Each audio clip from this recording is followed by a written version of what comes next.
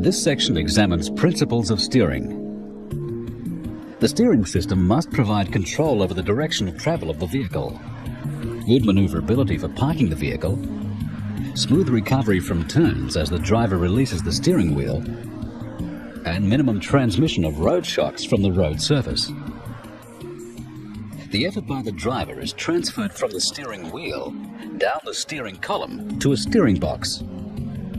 The steering box converts the rotary motion of the steering wheel to the linear motion needed to steer the vehicle. It also gives the driver a mechanical advantage. The linear motion from the steering box is then transferred by tie rods to the steering arms at the front wheels. The tie rods have ball joints that allow steering movement and movement of the suspension. The steering arm ball joints are arranged so that movement in the suspension does not affect steering operation.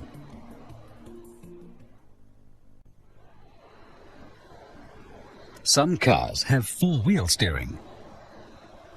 This can be computer-controlled, or it can be mechanical, through a direct connection between the front and rear steering boxes.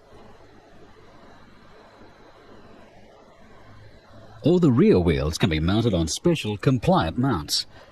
As cornering forces are applied to them, they alter the steering angles. With heavier vehicles, increased use of front-wheel drive and wider low-profile tyres, more steering effort is needed, so power assistance is used. A hydraulic pump is driven from the engine to provide pressure to help the driver. The power steering system is designed so that even if the engine or the power steering system fails, the vehicle can still be controlled. However, much more driver effort is required. The relationships between the steering system, the wheel positions, and the suspension system form what is called the steering geometry. These relationships must always stay within manufacturer specifications.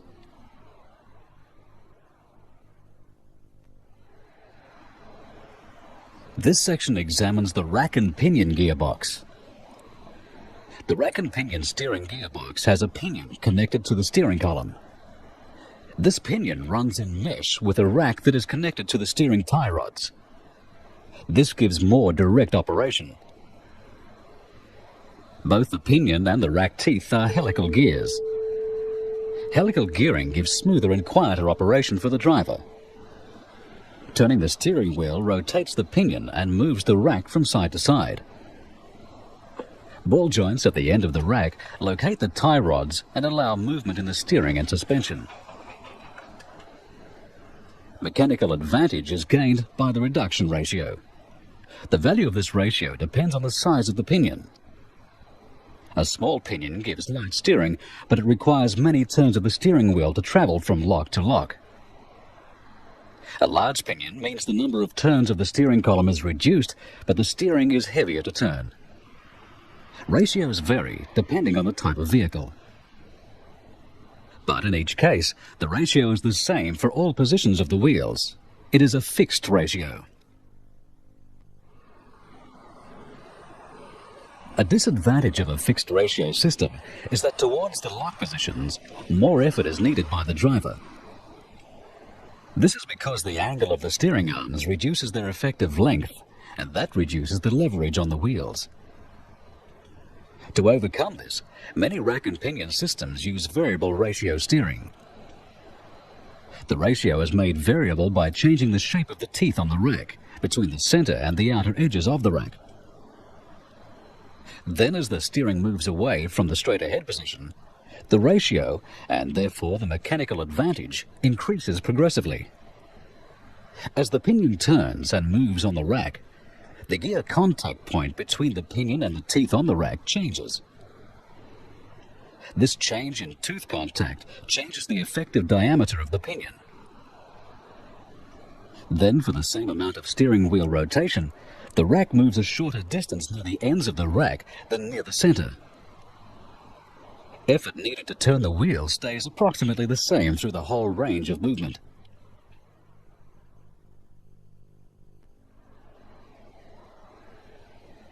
The steering rack is supported at the pinion end by being sandwiched between the pinion and a spring-loaded rack guide yoke.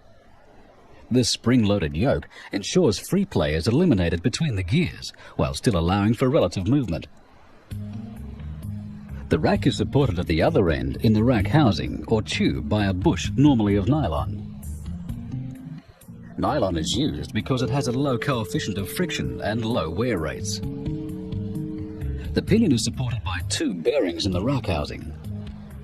These bearings are pre-loaded to keep the pinion in the correct position relative to the rack and to eliminate free play. A rack and pinion steering box is normally lubricated by grease. Each end of the rack is protected from dirt and water by a flexible synthetic rubber bellows attached to the rack housing and to the tie rod.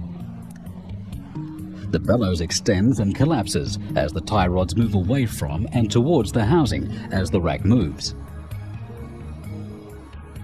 On some vehicles, both bellows are interconnected by a tube so that as the steering wheel is moved from side to side, air is transferred from the collapsing bellows side to the expanding bellows side. Rack and pinion type steering gears are used because their construction makes them compact and lightweight. Their steering response is very sharp because the rack operates directly on the steering knuckle. And there is very little sliding and rotation resistance, which gives lighter operation.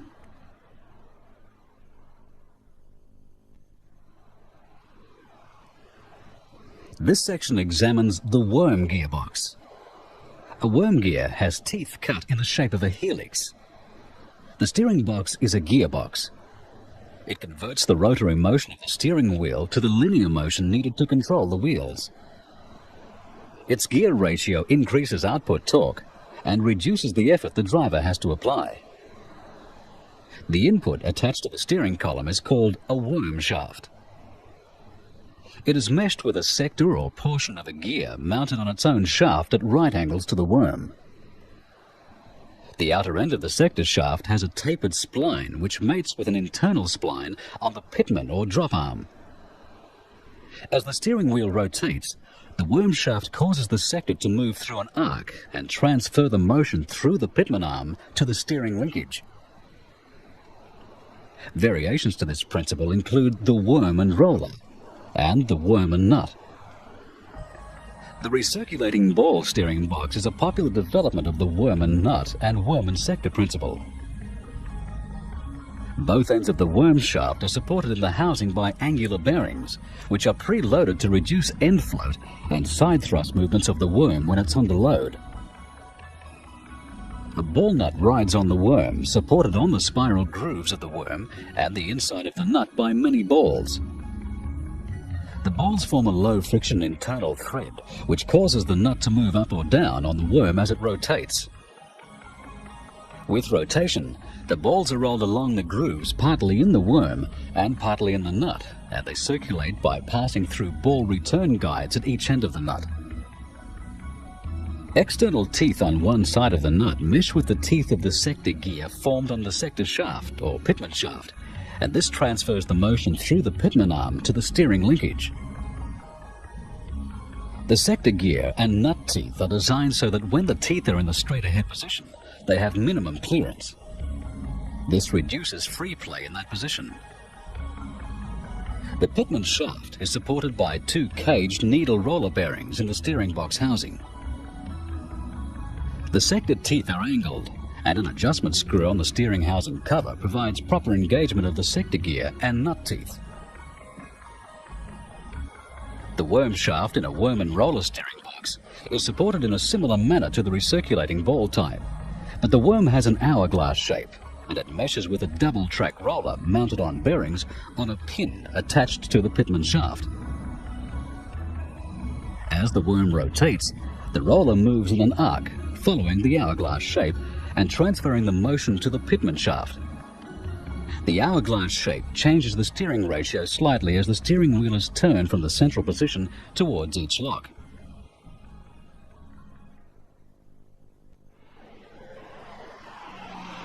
This section examines power steering.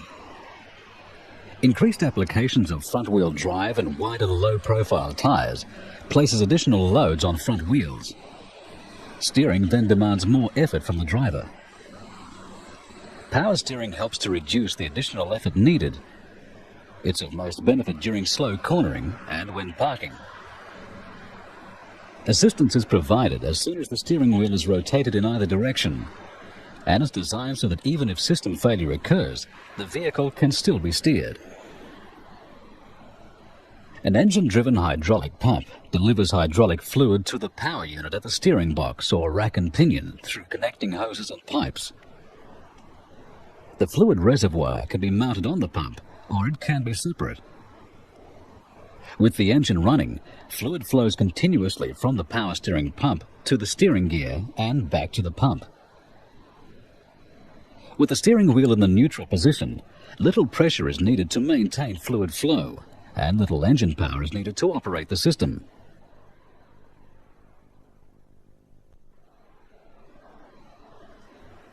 When the steering is turned, a rotary valve integral to the steering input shaft directs fluid to one side or the other of a piston attached to the steering gear.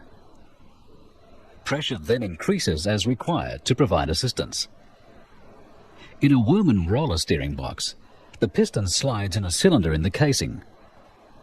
It has an extension formed on one side, with teeth which engage teeth on the pitman shaft.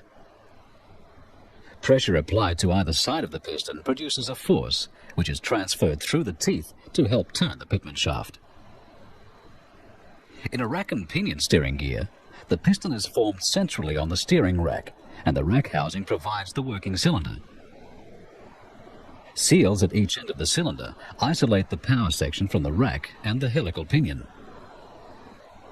Seals in the rotary valve section at the pinion input prevent fluid leakage there. Connecting pipes transfer fluid from the rotary valve housing to one side of the piston or the other to provide assistance which acts directly on the rack. The rotary valve is located between the steering gear input shaft and the pinion gear. It consists of an inner member, which forms part of the input shaft, and a surrounding sleeve member fixed to the pinion gear. Turning the steering wheels makes both members rotate in the steering gear housing, but it is the slight relative rotary displacement of the inner member and the sleeve member which controls and directs the power steering fluid flow. This slight rotary displacement is allowed by a torsion bar, which is connected to the pinion gear at its bottom end and the input shaft at its top end. When the steering wheel is turned, there is resistance from the front wheels at the road surface. This resistance is transmitted through the rack to the pinion gear so that the input shaft twists slightly on the torsion bar. Since the inner member is also attached to the input shaft, this twisting provides a relative rotary displacement of the inner and outer members. It is this displacement that lets fluid flow through the valve to act on the piston at the steering gear. The input shaft can twist through only a small angle before it contacts a stop on the pinion gear. This is needed to provide manual steering when power assistance is not available. With the engine running and the steering in the neutral position, fluid flow is directed into the valve assembly through drilled holes in the outer sleeve. As soon as the steering is turned to the left or right, the slight relative movement occurs between the inner and outer members. In the neutral position, the inner member lets fluid pass equally to both sides of the rack piston and return to the fluid reservoir. Equal pressure is applied to both sides of the rack piston. No power assistance is needed. When the steering is turned, fluid is restricted from making a free return to the reservoir. It is now directed to the side that matches the turning action.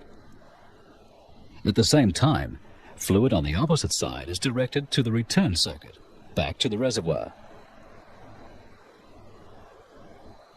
Slight rotation of the valve gives a small amount of assistance, which becomes progressively greater as the torsion bar flexes and more assistance is needed. The grooves of the inner member are precisely shaped to meter the flow of fluid.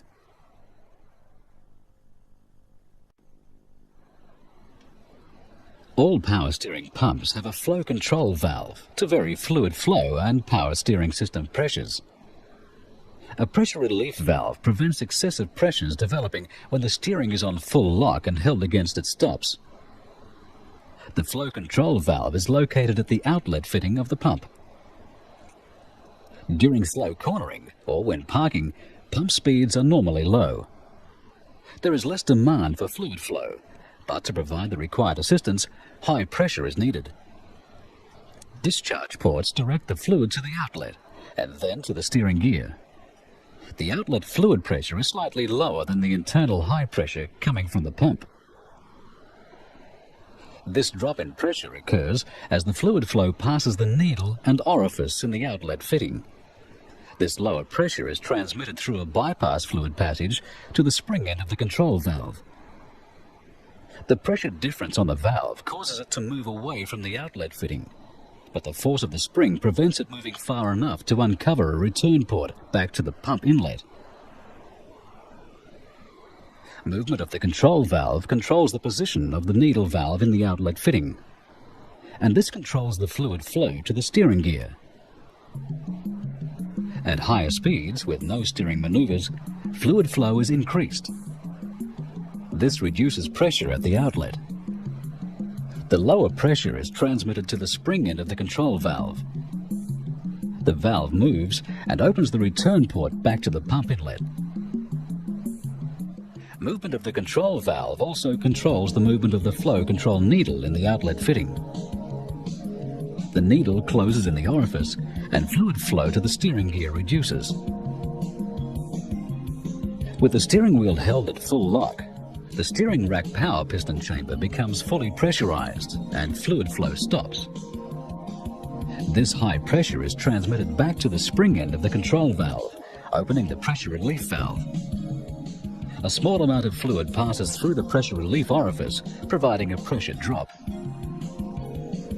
The valve moves and uncovers the return port to the pump inlet. A predetermined relief pressure is thus maintained. The pump is normally a vane type with sufficient capacity for all operating conditions.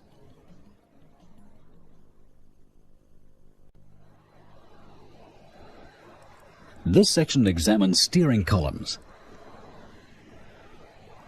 Effort applied to the steering wheel is transferred down the steering column or shaft to a steering box. In early cars, the steering column was a straight shaft running inside a hollow tube. The steering wheel was attached to one end and the steering box to the other. In many frontal collisions, however, this caused serious injury to the driver, partly because it was forced back towards the driver's head, and partly because the sudden stop forced the driver onto the wheel. To reduce this hazard, some steering columns are fitted with collapsible sections that protect the driver. During a collision, two forces are applied to the steering column. The first is the force of the steering box being forced back towards the steering column and towards the driver. Plastic shear pins allow the lower shaft to move over the upper shaft. The second force is the mass of the driver striking the steering wheel. This force breaks the brackets on the upper part of the column, driving the upper column into the lower column. The steering column is connected to the input shaft of the steering gear by a flexible joint. This allows for alignment and reduces the transmission of road shocks back to the driver. Some steering columns have an intermediate shaft, which runs at an oblique angle from the column to the steering gear. In a collision, the universal joints on the shaft allow it to fold under, preventing the force from impact being transferred directly to the column. The steering column may also include switches for lights, indicators, wipers, and an ignition switch and lock assembly.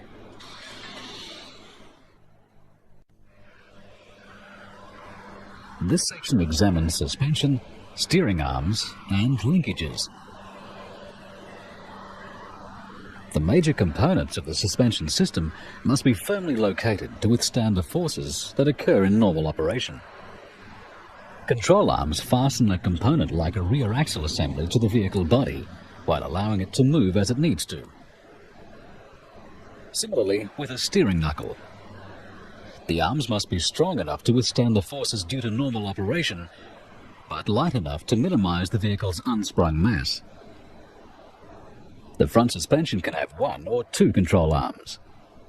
Parallel link front suspensions have 2 control arms. Vehicles with strut-type front suspension have only 1 arm. It can be a wishbone shape with 2 fulcrum mounting points, or straight with single fulcrum. The inner end of the control arm is pushed to the vehicle body, and the outer end uses a ball joint to allow changes in the steering angle for turning. This rear-wheel drive vehicle has coil springs in the rear suspension. Therefore, special provision must be made to locate the axle laterally and longitudinally. Trailing arms or control rods are used to position the axle longitudinally. They have flexible rubber mountings at each end where they locate on the axle housing and on the chassis frame. They would allow the axle to move laterally if it were not restrained. Any such movement has to be controlled to keep correct alignment with the front wheels and the vehicle frame. This suspension system uses angled upper control rods to limit lateral movement of the rear axle during cornering.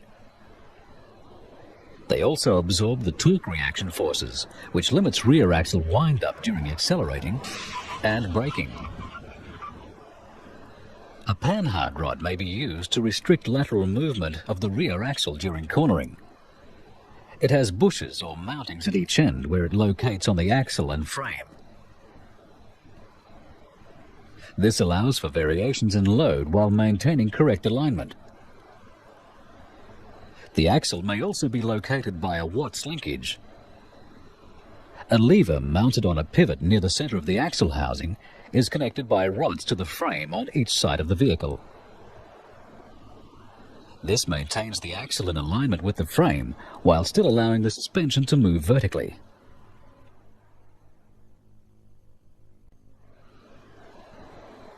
The steering linkage is a combination of rods and arms that transmit the movement of the steering gear to the front wheels. It must transmit this movement to the front wheels while still allowing for any up and down movement they may make while the vehicle is in motion. The type of steering mechanism and the number of linkages depends on the type of steering box, its location, and the type of suspension on the vehicle. Passenger cars with independent suspension and using a worm-type steering box may have the steering box mounted so that the linkage is in front or behind the suspension crossmember. When the linkage is behind, it is protected by the crossmember from possible damage, and the position of the steering box reduces the length of the steering column. Steering wheel movement is relayed through the steering gear and pitman arm to a center track rod. The center track rod is connected to the pitman arm at one end and to a steering idler arm at the other end. The idler arm assembly is bolted to the vehicle frame, and the idler arm is positioned parallel to the pitman arm. It can then relay the steering box movement accurately to the opposite side.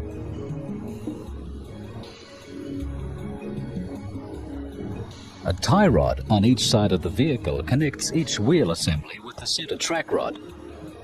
Flexible joints on the track rod and on the ends of the tie rods allow for steering and suspension movement.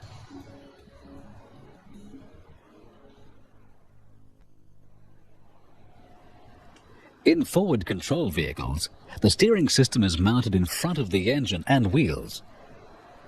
The steering box is mounted on the subframe with the pitman arm vertical. A drag link transfers movement of the pitman arm to a relay lever which has two arms, one connected to the drag link and the other to the idler by the track rod. The longitudinal movement of the drag link pivots the relay lever. This transfers the motion through the track rod to the idler arm and through the tie rods to the wheels. In four-wheel drive vehicles with a beam axle, The single track rod connects the steering arms on each wheel assembly across the vehicle. In this design, the drag link is connected to an arm on the front of the left-hand wheel assembly. Movement of the pitman arm is transferred through the drag link to the left-hand wheel and through the track rod to the right-hand wheel. The steering box is offset from the steering column, so two universal joints and an intermediate steering shaft are used. Off-road vehicles of this type, without power assistance, often use a steering damper. It resembles a shock absorber and operates on a similar principle. It's mounted between the track rod and either the rigid axle or the vehicle frame. When the vehicle is driven over rough terrain, its purpose is to prevent shocks being transmitted through the steering linkage and back to the steering wheel. With rack and pinion steering, the linkage is simpler, since the rack itself is part of the linkage. Movement of the steering wheel is transferred through the steering column, intermediate shafts and universal joints to rotate the pinion, which moves the rack from side to side. A tie rod with a ball swivel at each end of the rack relays the movement directly to the steering lever on each wheel assembly. The rack can thus be considered as the center track rod of a three-piece track rod system. The steering lever or steering arm is linked to the tie rod or track rod by a flexible ball joint that allows for suspension movement and steering rotation. The lever, the stub axle, and the stub axle carrier can be forged as one piece and can be referred to as a knuckle. They can also be made as separate units and assembled to form one piece. Each steering system makes provision for adjustment of the linkage to achieve the manufacturer's recommended toe setting. The track rods or tie rod ends are threaded to provide for their lengthening or shortening.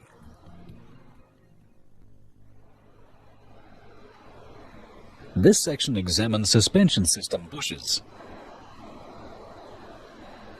Bushes act as bearings at suspension fulcrum points to allow for movement of the component while maintaining its alignment. They can be metallic or made of rubber, nylon or urethane. In commercial vehicles, metallic bushes are commonly used as shackle bushes for leaf springs. Any force applied to the bush acts through it to the body of the vehicle, which results in a harsher ride. The mounting pin on a metallic bush is usually drilled to allow for lubricating the bushes. Rubber bushes isolate noise and harshness and dampen unwanted vibrations. Rubber bonded bushes can be used to mount the steering rack to the vehicle frame. The rubber absorbs small impacts from the suspension action without transmitting them to the vehicle. Rubber requires no lubrication. Spring shackle bushes can be molded to form two halves to fit into each side of the spring eye on the swinging shackle. With the spring loaded and the shackle plates tightened, the rubber is compressed in the eye and at the face of the plates. As the spring deflects, the rubber shears without tearing. Metallastic or rubber bonded bushes are normally used for the front eye of the spring at the fixed shackle point, and also in control arm applications. The bush has a steel outer casing and inner sleeve. The rubber medium is bonded to both to provide flexibility between them. The outer casing is normally pressed into place in the component. Relative movement between the casing and the inner sleeve causes the rubber to shear without tearing. In control arm applications, particularly at the rear of a vehicle, the rubber arm may be molded with a voided section. This is known as a compliance bush because it allows the unit or component to comply with a controlled amount of movement in the direction of the void. This movement relative to the vehicle frame allows compliance or deflection steer of the road wheels when cornering. Since this influences the steering behavior of the vehicle, it is very important the voided section is in its correct relative position.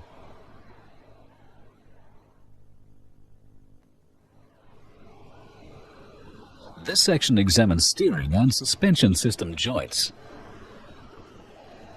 Ball joints are swivel connections mounted in the outer ends of the front control arms and on the steering track rods and tie rods. They allow the control arms to move up and down with suspension deflection, and also let the wheel and hub assembly turn for steering. The ball joint can be a sealed, self-contained unit fastened to the control arm in a number of ways. It is made up of a pressed steel housing, fitted with sintered iron seats and a hardened ball stud. A taper on the stud locates in a mating taper on the suspension unit, and a rubber seal keeps out dirt and water. Some ball joints can be dismantled to replace the seats and the ball stud and allow for adjustments. Shims between the upper and lower halves of the joint allow free play to be controlled. Grease nipples can allow for periodic lubrication, but most joints today are sealed for life, and no regular maintenance is required. On tie rod ends, the ball joint is usually self-contained and attached to the tie rod by internal or external threads.